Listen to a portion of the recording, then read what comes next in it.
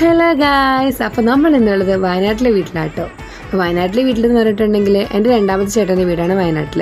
അപ്പം ഞാനും അമ്മയും ഇന്ന് അവരുടെ അടുത്ത് പോയതാട്ടോ. അപ്പോൾ വയനാട്ടിലെ അമ്മയുടെ ചേച്ചിയും അമ്മയൊക്കെ ഭയങ്കര സംസാരമാണ്, എന്തൊക്കെയൊക്കെയോ പറയുന്നുണ്ട്. എനിക്ക് കാര്യമായിട്ടൊന്നും മനസ്സിലായില്ല. കുറച്ച് കഴിഞ്ഞപ്പോൾ ഞാൻ വിചാരിച്ചു ഇനിയിപ്പോൾ കുറച്ച് മിറർ വീഡിയോസ്, മിറർ സെൽഫിയൊക്കെ ആവുന്നു. കാരണം മിറർ പണ്ട് മുതലൊരു വീക്ക്നെസ് ആട്ടോ.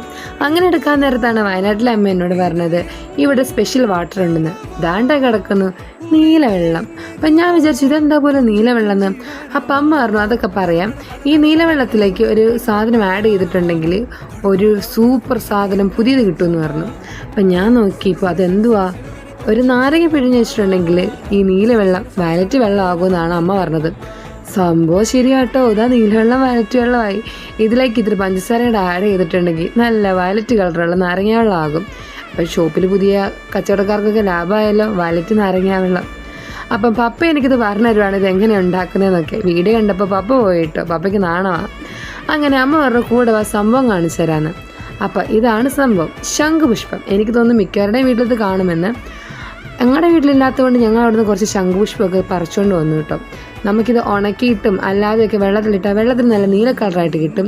നമുക്ക് ഡെയിലി ഈ നീല വെള്ളം കുടിക്കാൻ പറ്റാവുന്നതാട്ടോ. അപ്പം നിങ്ങളുടെ വീട്ടിലെ ശംഖുപുഷ്പം ഉണ്ടെങ്കിൽ നിങ്ങൾ ഉണ്ടാക്കി